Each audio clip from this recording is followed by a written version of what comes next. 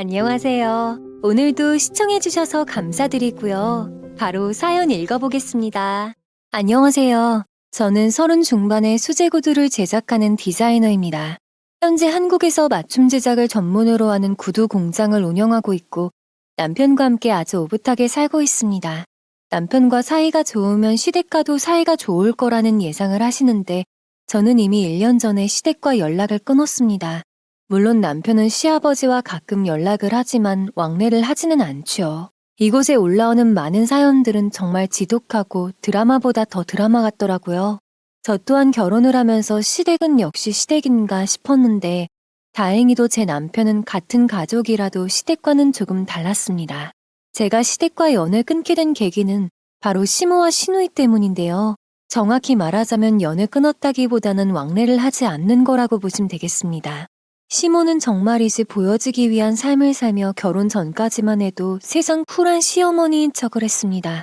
결혼은 사랑 가지고만 되는 게 아니야. 돈이 있어야지. 우리 집안은 지원 같은 거 일절 없을 테니 너희 힘으로 일어나야 한다. 알겠니? 결혼 전부터 선을 긋듯 말하는 시모의 모습에 나름 독립적인 분이시라는 생각이 들었습니다. 결혼하고 바로 자식들에게 용돈 이야기부터 하는 시댁과는 다르구나 생각했죠. 다만 금전적인 지원을 바란 적도 없는데 이것저것 절대 요구해서는 안 되는 것들에 대해 이야기하는 모습에 이게 가족이 맞나 싶은 생각은 들었습니다. 그래도 서로에게 짐이 되는 것보다는 낫겠지 싶었는데 미국에서 세상 부유한 생활을 하는 것처럼 살다가 갑자기 돈 이야기를 했을 때는 어찌나 없어 보이던지. 어떻게 좀 안 되겠냐? 매달 150이면 된다. 돈 때문에 쩔쩔매는 모습을 보았을 때 알아차렸습니다. 그들이 얼마나 분수에 맞지 않는 것들을 누리려 과도하게 포장한 모습으로 살아왔는지, 한국에 와서도 어찌나 사람을 열받게 하던지 지금부터 그 이야기를 들려드릴까 합니다. 남편과 저는 구두 제작 공장에서 만났습니다. 저는 디자인실의 디자이너였고 남편은 도안에 맞춰서 가죽과 재료들을 떼다 제작되는 것을 돕는 일을 했죠. 그런 남편과 일을 하다 눈이 맞았고 결혼을 하기 위해 양가 부모님을 만났습니다. 사회복지사인 아버지와 개인 산부인과 분만실에서 간호사로 일하는 어머니는 같은 업계에 일을 하는 남편을 아주 마음에 들어 있고 저희가 부부로서 사업자를 새로 내고 일하겠다는 말에도 매우 반겨하셨습니다. 그러나 미국에 살고 있는 시아버지와 시모는 조금 달랐어요. 상견례를 하기 위해 미리 연락을 했었고 미국으로 건너가니 두 분이 꽤나 큰 저택에 살고 계시더라고요. 그때까지만 해도 저는 남편이 사실은 부잣집 아들인가 싶었습니다. 남편은 미국에서 이 정도는 그리 큰 집도 아니라고 했지만 제 눈에는 너무 커 보였죠. 집안에는 시모가 디자인한 것으로 보이는 웨딩드레스들이 널려 있었습니다. 내가 직접 디자인한 것들이란다. 들어보니 시모는 잘 나가는 웨딩드레스 디자이너였고 시아버지는 근처 초콜릿샵을 운영하시는 분이었죠. 애들 교육 때문에도 그렇고 내 디자인을 알리려면 미국이 제일 낫겠더라고. 남편이 젊은 시절 때부터 시부모님은 그곳에서 사셨고 시동생과 시누이는 모두 미국에서 시아버지와 시모를 도와 일을 하고 있더라고요. 처음으로 얼굴을 마주하는 자리라 잔뜩 기대했었는데 의외로 시모는 예상치 못한 말을 했습니다. 결혼이란 건 사랑만으로 되는 게 아니란다. 현실적인 문제를 봐야 해. 시모는 웨딩드레스를 제작해주면서 여러 부부들을 보아왔다며 누구보다 자신은 결혼에 대해 잘 안다고 말했습니다. 그러면서 지금 보이는 집이 자가저택으로 두 분이 젊은 시절 고생해서 얻은 집이라고 했죠. 집 자랑만 1시간은 들었던 것 같습니다. 지금도 열심히 살고 있기 때문에 가능한 일이라고 하기에 고개만 끄덕였습니다. 그런데 대뜸 결혼 자금에 대한 이야기가 나왔습니다.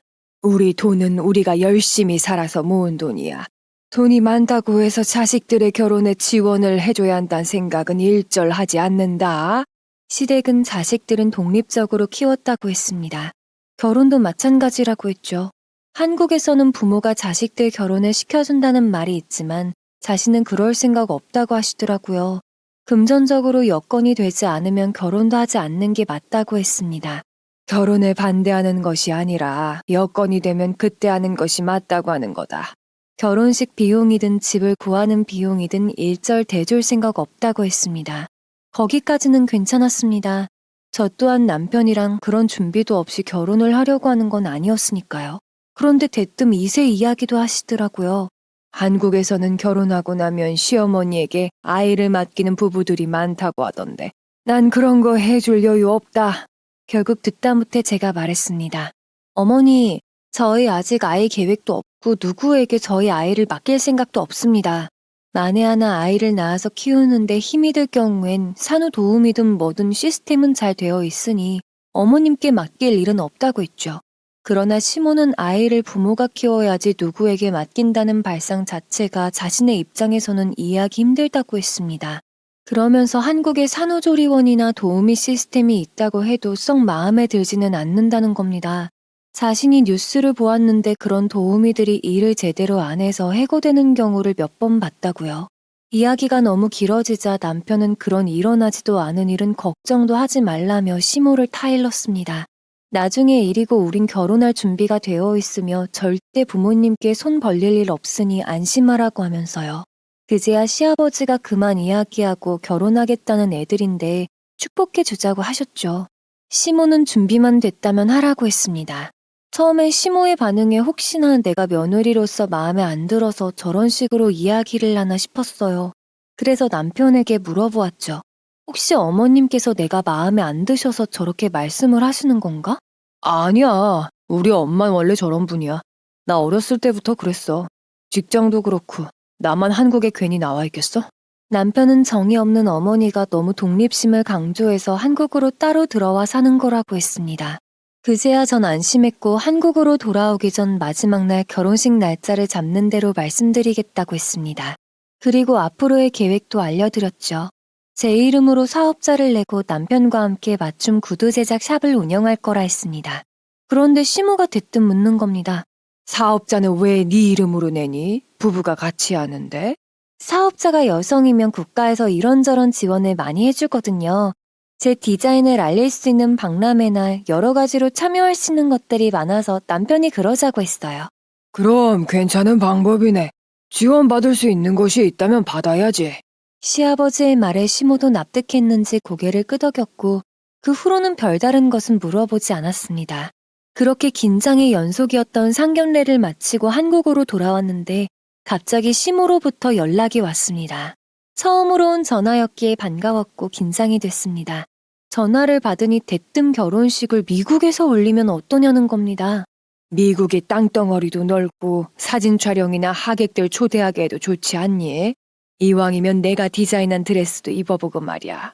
듣다 보니 한국은 너무 답답하고 자기가 이동하기도 힘들다고 하는데 그때 느낌이 왔습니다.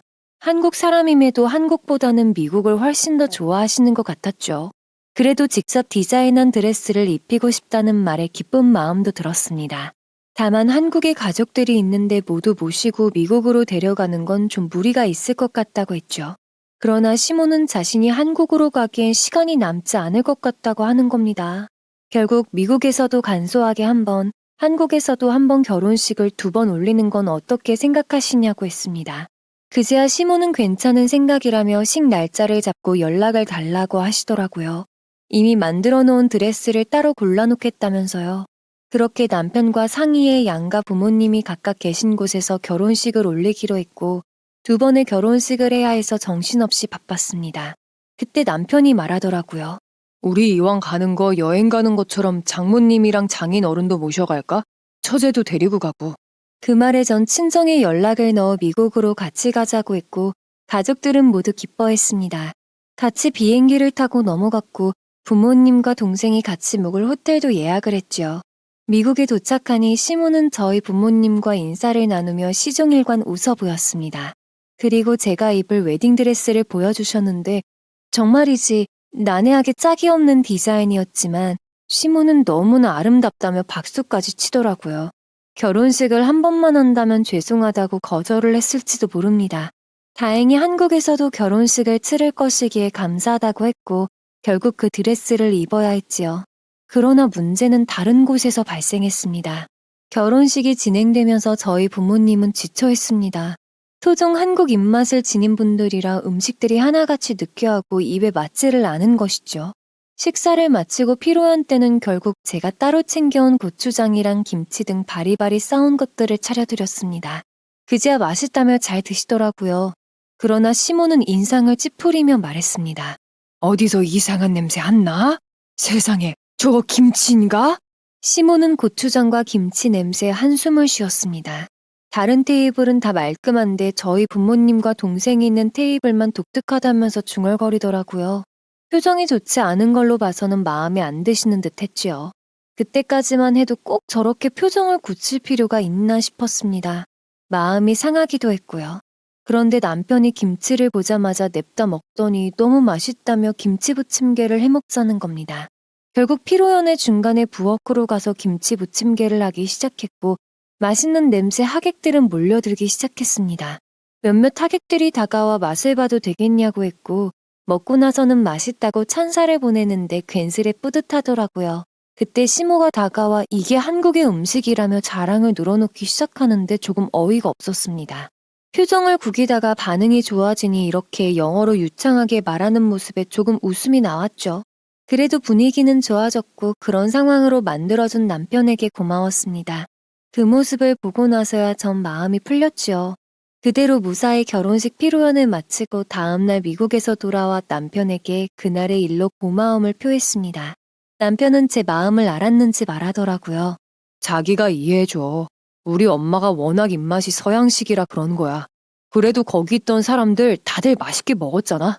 그걸로 만족하자, 우리. 만족하고 기뻤다고 했습니다.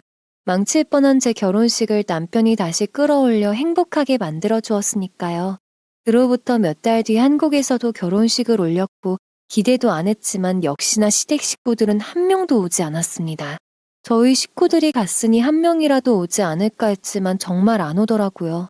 그래도 오지 못할 이유로 미리 미국에서 식을 올린 것이니 서운하게 생각하지 말자 마음먹었고 결혼식을 끝낸 뒤 신혼여행을 다녀와서는 남편과 사업에 집중하기 시작했습니다. 수제 구두샵을 만들었고 그 안에 클래스도 만들어 주 3회는 구두를 만드는 법까지 가르치는 시간을 가졌죠. 다양한 디자인에 맞게 구두를 만들었고 발이 불편한 분들이 원하는 취향대로 직접 맞춤 주문을 받아 제작도 해드렸습니다. 덕분에 편하게 구두를 신을 수 있도록 도와주는 업체로 입소문이 타서 샵은 인기를 얻기 시작했고 온라인으로도 주문량은 늘어났습니다. 인터넷상으로 유명한 분들이 구두를 신어주시면서 더더욱 매출은 올라갔고 남편과 저는 사업 시작한 지 6개월 만에 원하는 목표치를 훌쩍 뛰어넘었죠. 그때 마침 시모의 생일이 다가왔습니다. 시누이로부터 남편에게 연락이 왔죠. 오빠, 이번 생일 어떡할 거야? 이리로 넘어올 거야? 넘어갈게. 결혼하고 엄마 첫 생일인데 휴가를 내서라도 가야지. 남편은 그동안 시모의 생일이 되어도 미국으로 매번 가지는 않았다고 했습니다. 하지만 제가 식구가 됐으니 이번에는 가야겠다고 하더라고요. 간만에 부부끼리 여행 간다 생각하고 호텔도 근처에 있는 곳으로 따로 잡겠다고 했습니다. 시모의 생일 선물은 뭘 드릴까 고민하다가 남편이 직접 구두를 제작해드리는 건 어떠냐고 하는 겁니다. 너무나 괜찮은 생각인 것 같았고 시누이에게 발 사이즈를 물어봐서 열심히 디자인을 한 뒤 남편에게 맡겨 며칠 만에 구두를 만들었습니다. 설레는 마음으로 카드까지 써서 포장해 미국으로 넘어갔죠. 그 후로 생일 파티에 참석해서 이것저것 음식도 도우면서 즐겼습니다. 그리고 온 가족들이 모여 촛불을 켜고 선물을 증정하는 시간이 되었지요. 다들 화려한 보석이나 명품들을 사왔더라고요. 그때까지만 해도 별 생각은 없었습니다. 그래도 마음이 중요한 거니까 라고 생각했죠. 제 차례가 되어서 남편이랑 같이 준비했다고 했고 상자를 열어본 순간 시모는 너무나 기쁜 표정으로 이게 대체 뭐냐며 환호했습니다. 옆에서 지켜보던 식구들도 정말 예쁜 구두라며 칭찬했고 뿌듯했습니다. 노력한 보람이 있구나 생각했죠. 난 세상에서 이렇게 아름다운 구두는 처음 봐. 어머니가 마음에 들어 하셔서 다행이에요. 그날 파티를 무사히 마치고 남편이랑 묵고 있는 호텔로 돌아갔습니다. 오붓한 시간을 보냈고 남은 이틀 동안 미국 여러 관광지를 돌며 즐겼지요. 그러다 어머님께 어울리는 원피스를 발견해서 샀고 돌아가는 날에 드리고 싶다고 했더니 집으로 오라고 하시더라고요. 그렇게 시모 집에 도착했는데 갑자기 화장실에 가고 싶어졌습니다. 1층 화장실로 가려고 하니 남편이 들어가겠다며 2층으로 올라가라는 겁니다. 하는 수 없이 2층으로 올라갔고 2층 침실 바로 옆에 드레스룸과 같이 연결된 화장실로 들어갔습니다. 그리고 볼일을 마친 뒤 손을 씻는데 옆에 쓰레기통에 무언가 익숙한 것이 보이는 겁니다. 순간 저게 뭔가 싶어 꺼내보았다가 제가 선물한 구두임을 알아차렸습니다. 대체 이게 왜 여기에 들어있나 싶었죠. 실수로 넣으신 걸까 생각했는데 그 아래 찢어진 카드까지 있었습니다. 카드가 커서 반으로 찢어 갈라서 넣은 것 같았지요. 손발이 떨렸고 너무 당황해서 아무런 말도 할 수가 없었습니다. 당장 내려가서 이걸 어떻게 버리실 수가 있냐고 따지고 싶었지만 차마 그럴 수가 없었습니다. 그대로 못 본 척하고 나와서 1층으로 내려가는 계단을 걸어가는데 신우이와 시모가 하는 말이 들렸습니다. 나한테 전화로 오빠가 묻는 거야. 엄마 발사이즈를. 그래서 난 솔직히 명품샵에서 구두라도 사오나 했지. 설마 만들어서 올 줄은 꿈에도 생각 못했어. 상자 연 순간 표정 관리하느라 애먹었다. 생일 선물로 명품 구두도 아니고 어떻게 직접 만든 수제 구두를 가져오냐? 한국에서 구두 만든다고 자기가 진짜 디자이너라고 생각하나 봐. 두 사람의 대화에 저는 2차로 충격을 받아 그대로 내려갈 수가 없었습니다. 그들이 저를 그렇게 생각하는 줄은 꿈에도 몰랐으니까요. 그때 남편이 1층 화장실 문을 열고 나왔고 신우이와 시모는 동시에 놀라서 고개를 돌렸습니다. 화장실에 있던 거 오빠였어? 세연이 아니고? 언니는 위층 화장실로 갔지? 저는 바로 계단 뒤쪽으로 숨었고 누군가 걸어 올라오는 소리에 아무렇지 않은 척 내려가다 신우이를 마주했습니다. 신우이가 2층에 있는 줄 몰랐다고 하길래 거울로 화장 좀 고치고 있었다고 했습니다. 그제 얼른 내려오라며 저를 잡아 끌더라고요. 그때부터 식사가 끝날 때까지 저는 계속해서 모른 척했고 저택을 나와서 비행기를 타러 공항에 가서야 남편에게 말했습니다. 사실은 당신이 화장실에 들어간 사이에 그런 일이 있었다고요. 남편은 얼굴이 붉어질 정도로 화가 나서 주먹을 쥐고 한숨을 푹푹 쉬었습니다. 아무리 자신의 가족들이라지만 어떻게 그럴 수 있는지 이해가 되질 않는다고 했죠. 당장 신우이에게 전화할 거라는 남편을 애써 붙잡고 말렸습니다. 그냥 멀리 사니까 자주 보지도 않는데 넘어가자고 했죠. 괜한 싸움 만들어서 일 피곤하게 만들고 싶지 않다고 했습니다. 상처는 받았지만 애초에 어머님은 내가 감당하고 맞추기엔 너무 어려우신 분인 것 같다고 했죠. 그냥 앞으로는 우리도 편하게 돈 들여서 명품이나 사다 드리자. 그걸 더 원하시는 것 같으니까. 이건 명품이고 뭐고 사람 선의를 무시하는 행동인 거지. 아무리 마음에 안 들어도 그걸 쓰레기통에 버린다고? 차라리 쓰지를 말던가. 아휴. 남편은 처음엔 화를 내다가 결국 제가 눈물을 보이자 저를 끌어안고 이런 상처를 받게 해서 미안하다고 했습니다. 다시는 이런 일이 없도록 할 것이고 저보고도 참지 말라고 하더라고요. 참는 게 아니라 그냥 피하는 거라고 했습니다. 분란을 만들어 봤자 뭐하나 싶어서요. 다음에 또 문제가 생기면 절대 가만 안 있고 할 말 다 할 거라고 했더니 남편은 그저 저를 끌어안았고 달래주었습니다. 그대로 한국으로 돌아와서 다시 마음을 잡고 작업을 하는데 갑자기 신우이로부터 연락이 왔습니다. 무슨 일인가 싶어 바로 전화를 받았는데 다짜고짜 흥분한 목소리가 영어와 한국어를 섞어가며 다다다 쏘아붙이는데 처음엔 이해를 못했다가 뒤늦게 목소리가 제대로 들리기 시작했습니다. 그걸 그렇게 말해야 직성이 풀렸어요? 그건 오빠에게 이를 문제가 아니라 본인이 센스가 없다는 걸 자각했어야 하는 문제지. 그제 알아차렸습니다. 남편이 결국 참지 못하고 신우이에게 전화를 걸어 따진 겁니다. 그 따짐을 들은 신우이가 제게 전화를 내서 역으로 화를 내기 시작한 것이고요. 그렇잖아요. 누가 선물로 그런 구두를 가져와요. 직접 만들었다고 해도 디자인은 취향이 타는 건데. 신우이는 제게 10분 내내 따졌습니다. 안 그래도 엄마는 미국에서 디자이너로 일하는데 당연히 예상한 반응이 아니냐면서요. 제가 뭐라 반박하려고 해도 자꾸만 자기 할 말만 하며 쏘아붙이는 신우이에 결국 스톱이라고 소리쳤습니다. 그제야 신우가 말을 멈추더라고요. 그래서 저도 할 말은 했습니다. 디자인 마음에 안 들 수도 있어요. 그렇다고 그걸 보관해 두는 게 아니라 쓰레기통에 버려요? 그게 사람 마음을 짓밟는 거지 뭐예요. 사람 성의를 무시하는 게 그런 거라고요. 그래놓고 뒤로는 사람 무시하며 뒷담화까지 하는 걸 똑똑히 들었다고 했습니다. 내 디자인이 마음에 안 들지언정 같이 창작을 하는 입장에서 그런 식으로 나오는 건 정말 용납하기 힘들다고 했죠. 그러나 신우이는 어디 같은 급으로 비교를 하냐며 저는 그냥 대충 만들어서 파는 시장판 사람이고 자기 엄마는 미국에서 일하는 디자이너라 다르다는 겁니다. 말이 디자이너지 능력도 뭣도 없으면서 그런 주제에 감히 엄마한테 어울리는 디자인을 하겠다고 나섰다는 것 자체가 용납이 안 된다고요. 감히라는 그 단어를 들은 순간 이들이 얼마나 저를 얕보는지 얼마나 무시하고 있는지 알아차렸습니다. 말 조심하라고 소리쳤어요. 네 오빠의 와이프고 감이란 말로 날 깔보는 행동 하지 말라고요. 너의 행동은 위선이며 몰상식하게 짝이 없다고 했더니 그대로 전화를 끊어버리더라고요. 그날 어찌나 화가 치밀어 올라서 이가 갈리던지 남편에게 바로 말했습니다. 신우이가 저에게 사과하지 않는 이상은 절대 시댁으로 갈 일도 없고 절대 그들과 대화조차 하지 않을 거라고요. 사과라도 했다면 눈 감아주려 했고 용서하려 했지만 신우이는 사람이 덜 됐다고 했습니다. 저도 더는 남편의 가족이라고 해서 봐주거나 하는 건 없을 거라고 했지요. 남편은 화가 나서 신우이에게 전화를 걸었지만 받지 않았습니다. 그제야 우리를 완전히 무시하고 다신 안 볼 생각으로 질렀다는 사실에 결론을 내렸습니다. 우리도 시댁과 왕래하지 않고 연락하지 않기로요. 그때까지만 해도 어차피 그들은 미국에 사니까 조용히 없는 듯 지내면 된다고 생각했습니다. 1년간 단 한 번도 미국으로 연락을 하지 않았고 그 일이 잊혀지면서 남편이랑 저는 일에 집중했죠. SNS 스타나 특정 연예인들이 저희 구두를 신어주시면서 인기는 더 높아졌고 완전히 자리를 잡아 돈도 제법 벌었습니다. 시집살이도 없고 단둘이만 행복하게 지내니 바로 아이가 들어서더라고요. 남편은 미국으로 전화해서 제가 아이를 가진 사실을 알릴까 말까 고민했습니다. 먼저 사과하기 위해 전화하거나 찾아오기 전까지는 일절 연락을 안 하려고 했거든. 근데 이게 잘하는 건지 모르겠다.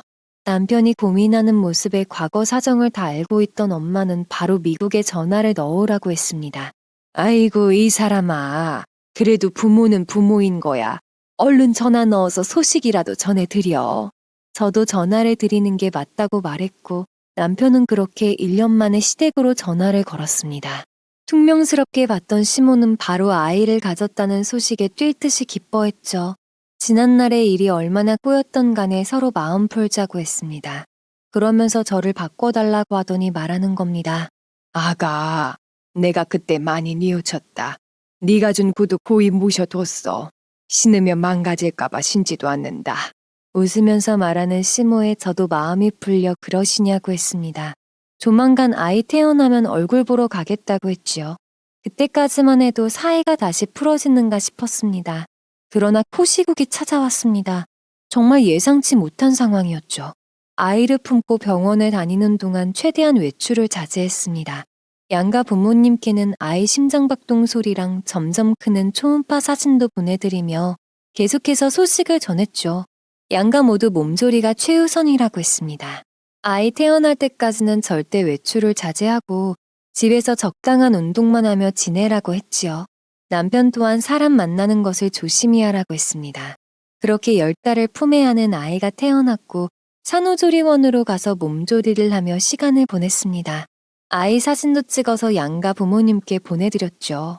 호시국이라 보호자는 한 명 외에는 출입을 하지 못했고 오로지 남편만이 제 곁을 지켰습니다. 문제는 조리원에 나와서도 친정 식구들만 집으로 찾아와 아이를 보았지 미국에 있는 시댁 식구들은 보지 못했다는 겁니다. 하루 한 번씩 영상통화로 아이를 보여드리고 아이가 커가는 모습을 보며 시댁 사람들은 기뻐했어요. 그러나 아무리 시간이 지나도 미국으로 넘어갈 시기는 잡혀지지 않았습니다.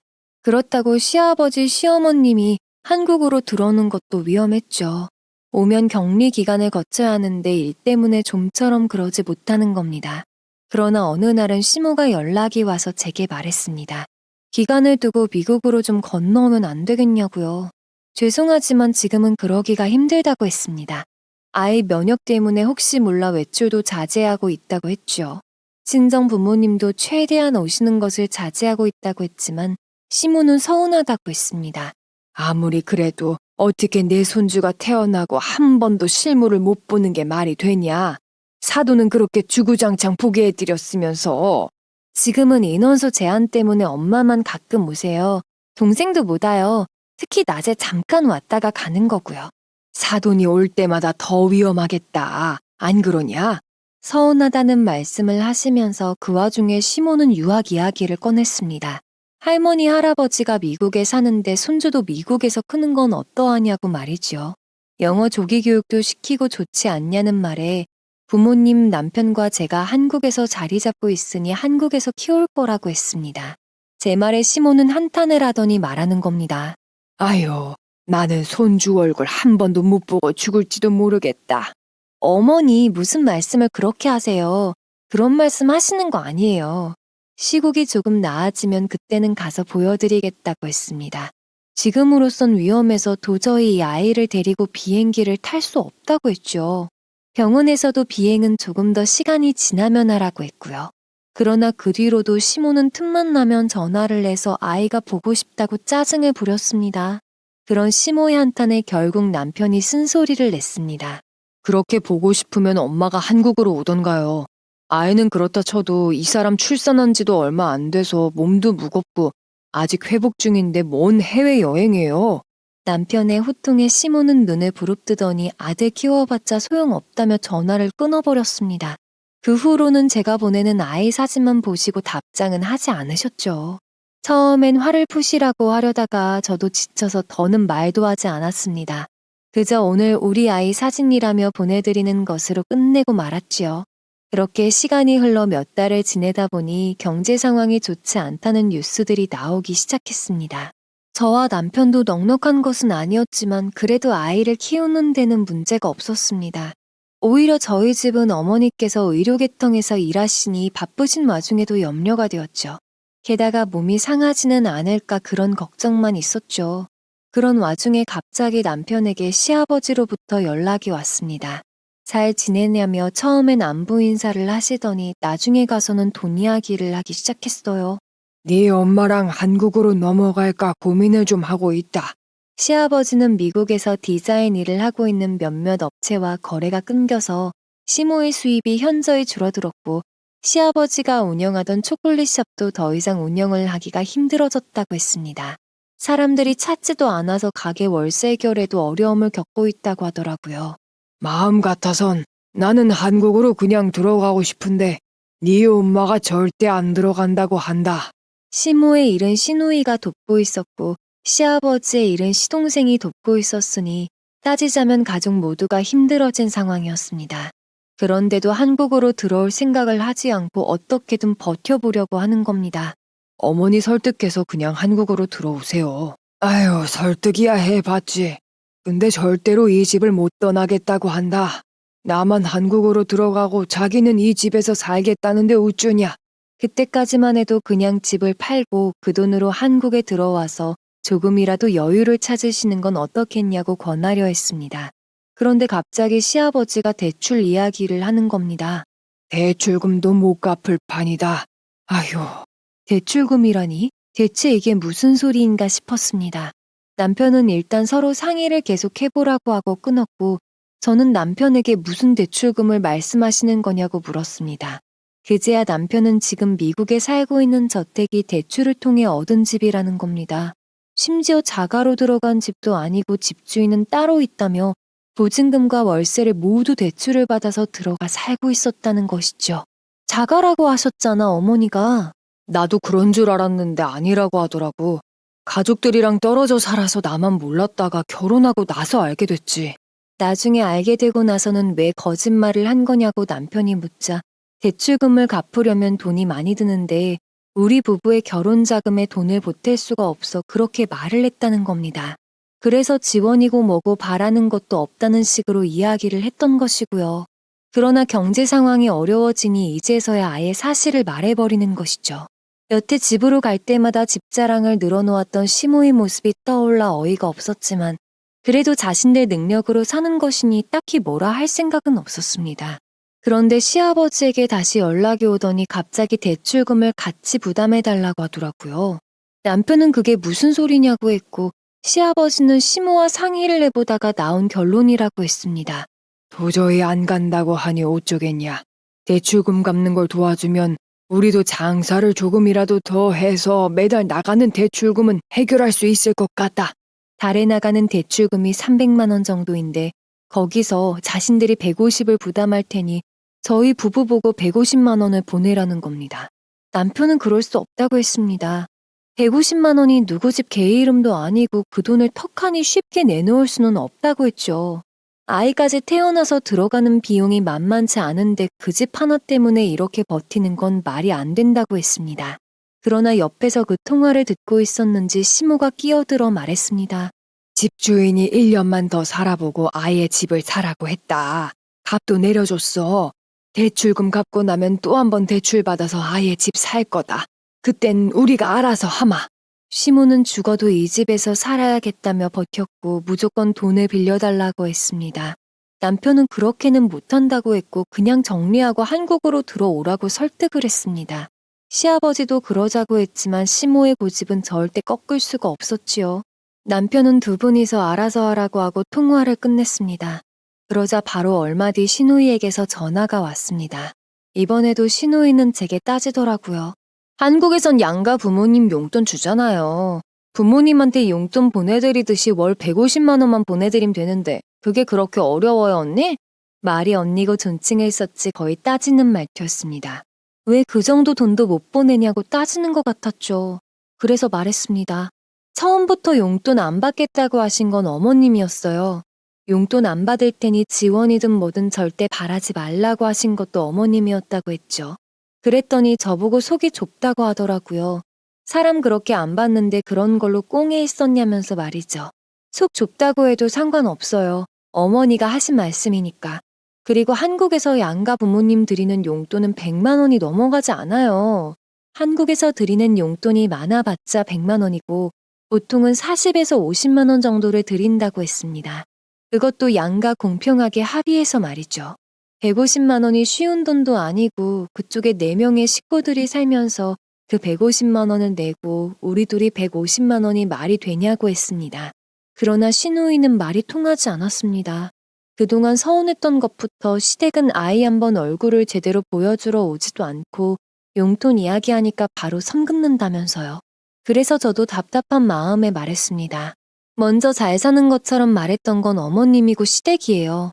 집도 자가라고 하고 노력한 결과물로 그렇게 살 수 있는 거라고 해놓고 이제 와선 자가도 아니고 대출인데 그 대출금도 감당 못해서 전화로 용돈 이야기하는 거잖아요. 마치 노후 보장 다 된 척 하다가 이제 와서 거짓을 실토하는 거랑 뭐가 다르냐고 했습니다.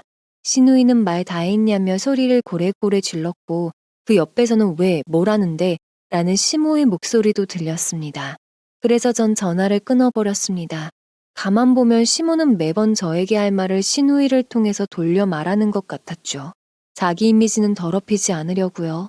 시누이와 대판 싸운 것과 옆에서 시모가 있었던 것까지 남편에게 말하자 남편은 신경 끄자고 했습니다.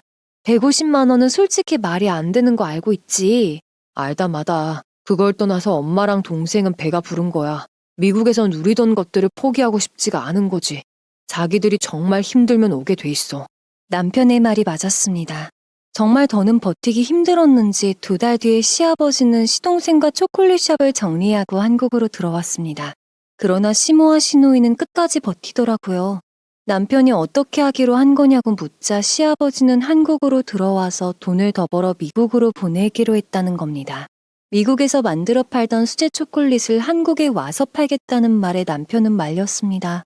아버지.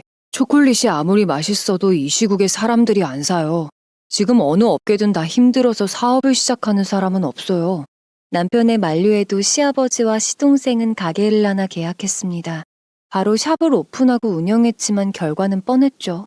망한 건 아니었지만 생각만큼 장사는 되지 않아 돈만 까먹은 셈이 됐습니다.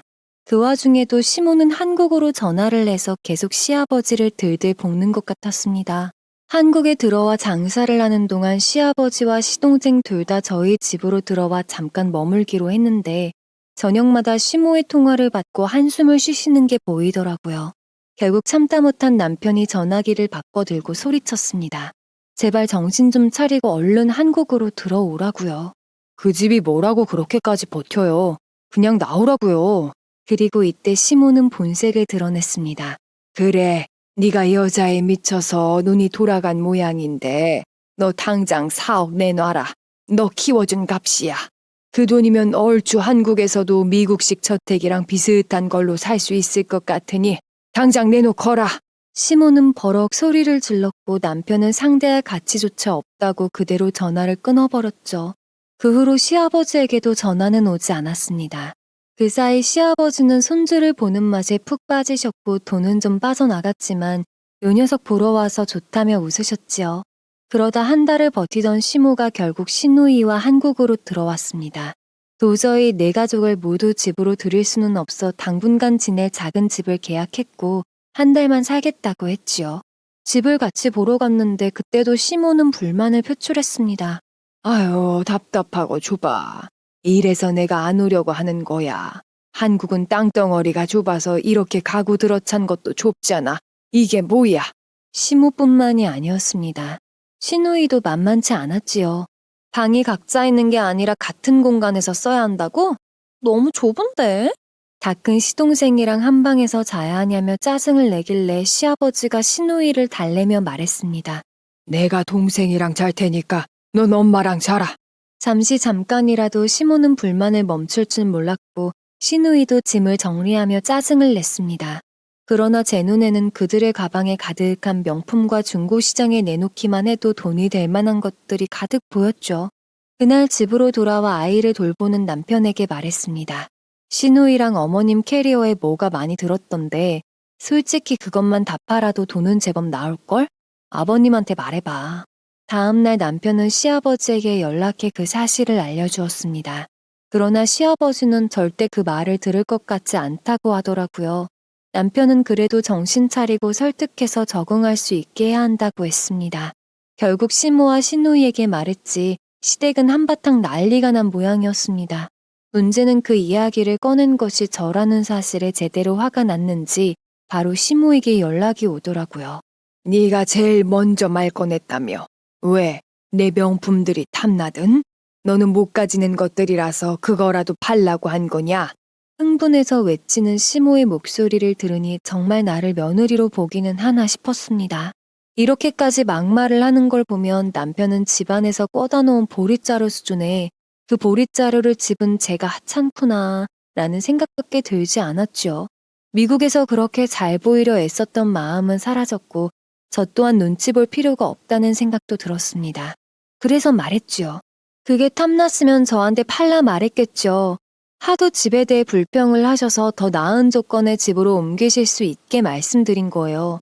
그걸 그렇게 고깝게 받아들이셔야겠어요? 뭐가 어쩌고 어째? 너 지금 나한테 큰 소리 친 거냐? 이제 내가 아주 우습지? 어머님이야말로 저를 우습게 보시니까 이렇게 큰 소리를 치고 저보고는 명품도 못 가지는 애라고 말씀하시는 거겠죠. 저 우습게 보고 존중하지 않는 어머님께 더 이상 대우해드리고 싶은 생각 없다고 했습니다. 무엇보다 아버님께 제안드린 명품 판매는 정말 생각해서 드린 말씀이니 제발 새겨 들으시라고 했죠. 그대로 전화를 끊어버렸고 시모는 다시 전화를 걸었지만 전 받지 않았습니다. 보나마나 말도 안 되는 소리를 지를 게 뻔했으니까요. 그 뒤로 한참 동안은 시댁 식구들과 연락을 하지 않았습니다. 그들이 돈이 없는 사람들도 아니고 가진 것만 풀어놓아도 적당히 살 수 있는 사람들이었으니까요. 그런데 아이를 보고 있던 어느 오후에 갑자기 시모가 찾아왔습니다. 전화도 아니고 집으로 찾아온 경우는 처음이어서 어쩐 일이시냐고 했지요. 저를 보자마자 화를 낼 줄 알았으나 시모는 의외로 웃으며 아이를 안아들고 집으로 들어와 간만이라고 했습니다. 차를 내드리니 차 맛이 좋다며 칭찬까지 하면서 부탁할 일이 있다고 하시더라고요. 설마 또 돈 때문인가 싶었습니다. 그런데 돈이 아니라 일 때문이더라고요. 미국에서 했던 일을 한국에서 다시 해보려고. 네가 여기서 한국 웬만한 공장들은 다 안다며. 남편도 잘 알 텐데요. 걔랑은 이제 말도 섞기 싫다. 나보고 배가 불렀다느니 사리분별도 못한다느니 말을 막 하길래 당분간 안 보려고. 그래서 말인데 시모는 제게 아는 공장들을 소개해달라고 했습니다. 구두 제작을 했었다며 웨딩샵으로 들어가는 드레스 디자인스에도 잘 알고 있지 않냐면서요. 알고 있는 곳이 많지는 않지만 알려드릴 수는 있다고 했습니다. 시모는 바로 일을 시작하고 싶다고 했고 미팅만 하게 해준다면 자기가 알아서 하겠다고 하더라고요. 그때까지만 해도 미국에서 한창 날려 돈을 벌었다고 했으니 소개만 해주면 공장 측이나 샵 쪽에서는 좋아할 거라 생각했습니다. 무엇보다 한국에서 본격적으로 자리 잡고 싶어 하는 것 같아 물꼬는 터주는 게 맞다고 생각했죠. 세 군데 수선 공장을 소개해드렸고 디자인실도 추천을 드렸습니다. 직접 연락해서 혹시 미국에서 일한 디자이너분이 계신데 한번 만나보실 생각 없냐고 했죠. 전화하는 곳마다 다들 새로운 사람을 뽑아서 같이 일하기엔 힘들다고 했습니다. 요즘 실업자들이 늘어나는 상황이라 자신들은 있는 사람도 잘라야 할 판이라고 하더라고요. 그러다 딱 한 곳에서 미팅을 해보자는 이야기가 나왔습니다. 알잖아요. 요즘 결혼식도 비대면이라 다들 취소하고 계약했다가도 취소되는 거. 그래서 저희도 지금 힘들어요. 그래도 한번 만나만 보시라고 했습니다. 미팅을 해보고 정 아니다 싶으면 거절하시라고요. 대체 누구길래 그러냐고 하기에 솔직하게 말했죠. 저희 시어머니라고요. 그제야 어머나 시어머님이에요? 라며 일단 만나는 보겠다고 하더라고요. 그대로 자리를 주선해 주었고 미팅 결과 일하자는 이야기가 나왔습니다. 나중에 저보고 말하더라고요. 그동안 마감 시간에 맞게 구두 제작을 해줘서 고마워서 일단 받았다고요. 일 못하시면 바로 자를 거라고 하기에 마음대로 하라고 했습니다. 그러나 전 몰랐어요. 그때까지만 해도 시모가 대체 어떤 마음으로 그곳에 들어갔는지.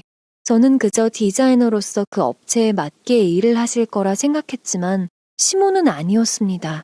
마치 자신이 디자이너 편집장인 것처럼 휘두르려 했고 유학파에 미국에서 날린 존재라는 사실을 어필했다고 하더라고요. 그것도 모자라 다른 디자이너들의 디자인이 별로이며 업체가 한국에서 고인물로 자리 잡은 것은 디자인이 기발하지 않아서라며 담당자를 신랄하게 비판했다는 겁니다. 거기까지만 듣고도 열불이 터졌습니다. 기껏 자리 소개를 해줬더니 그렇게 나왔다는 말에 한숨이 푹푹 나왔죠. 그러나 정작 문제는 다른 곳에서 터졌습니다. 아이를 엄마에게 맡기고 출근해서 일을 하는 와중에 담당자분에게 연락이 와서 받았더니 공장에서 시모가 아줌마들과 대판 싸웠다는 겁니다. 자꾸 말도 안 되는 디자인을 들이밀지를 않나. 트렌드에 벗어난 걸 요구하지를 않나. 불가능하다고 일하시는 분들이 말씀하셨는데 기어코 불가능이라 못하는 거라며 실력이 없는 걸 핑계대지 말라 했다는 거예요. 그래서요? 설마 머리채 잡고 싸우신 거예요? 영어로 뭐라 소리치길래 지금 뭐라고 하는 거냐고 싸움 났다가 막말까지 하길래 결국 머리채 잡고 난리도 아니었죠. 이해할 수가 없었습니다. 한국인으로서 미국에 살면서 험한 꼴을 많이 당하셨을 텐데 왜 한국에 와서까지 영어로 사람들을 무시했는지. 결국 시모는 일자리를 잃었고 다시 저에게 찾아왔지만 저는 더 이상 추천해 줄 수 없으니 알아서 하라고 했습니다. 어머님 때문에 저까지 평판 안 좋아졌어요. 그 사람들이 패션을 모르는 거다. 디자인들이 하나같이 거지 같았어. 난 그런 거 절대 못 만든다. 대체 거기서 영어로 소리는 외친 거예요. 영어도 못하는 것들이 자꾸만 나한테 대드니까 그렇지. 시모는 그들을 향해 막말을 내뱉었고 끝까지 자기 잘못은 인정하지 않았습니다. 전 그대로 시모에게 나가라고 했습니다. 미국에서는 인정받았을지 몰라도 한국에선 아니라고요. 그 뒤로 시모는 더 이상 저를 찾아오지 않았습니다. 남편은 뒤늦게 이야기를 듣고 한탄을 하며 앞으로는 그냥 시모와 일절 엮이지 말라고 하더라고요. 자기 엄마지만 자기도 엮이기 피곤하다면서요. 그 뒤로 시아버지하고만 간간히 연락을 하며 지냈고 운영하시는 초콜릿샵은 힘들지만 겨우겨우 자리를 잡아가며 온라인으로 판매를 이어가고 있다고 들었습니다. 그러나 시모와 시누이는 여전히 일자리도 잡지 못해서 힘들어하고 있다고 하더라고요. 영어를 할 줄 아니 강사라도 해보라고 했지만 그들은 어딜 가든 성격이 타인과 부딪혀서 끝까지 버티지 못하는 것 같았습니다. 나중에 들은 바에 의하면 시모와 시누이 둘 다 자신들의 명품을 모두 모아 팔았다고 하더라고요. 결국엔 여유 자금을 만들기 위해 돈으로 바꾼 것이지요. 이 시기에도 꾸준히 저희 부부에게 2,000이네, 5,000이네 요구를 해옵니다. 돈이 없어서 사람들에게 무시받기 싫다고요. 마지막 통화 때 전 이렇게 말했죠. 어머님, 보여주는 삶을 살지 마시고 실속 있는 인생을 사세요. 명품 들은다고 사람 자체가 명품이 되는 게 아닌 것처럼 남을 무시한다고 내가 높은 위치에 서는 것도 아닌 것처럼요. 에휴, 인생 참 어렵지만 이런 결정을 내렸네요. 지금 단호하게 끊지 않으면 저희 인생 또한 끊임없이 저 두 모녀로 인해 힘들어질 것 같아서요.